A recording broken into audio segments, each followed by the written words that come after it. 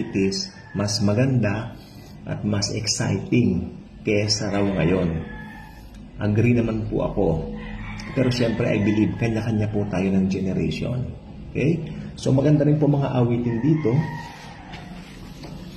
Yan po, Papa Don't Preach. Alam niyo yung kantang yan, Papa Don't Preach.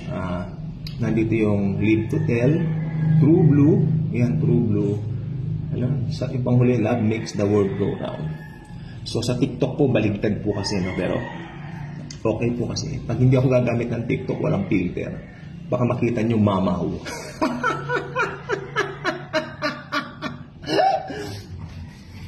Yan. Ayaw ko yung ma-disappoint. I don't want to disappoint my viewers. So, pakita natin ang gwapong side natin. Huwag mamaw. Ayaw ko ng mamaw. Umamaw, papa, umamaw, papa, umamaw, papa, umaw, papa, diba? Yan. So, yes, ganito po ang plaka. In case yung mga Gen Z, bilang millennial kasi, kahit pa paano may idea ako. Pero yung mga Gen Z, yung susunod sa amin, hindi nila alam yun. So, ganito siya.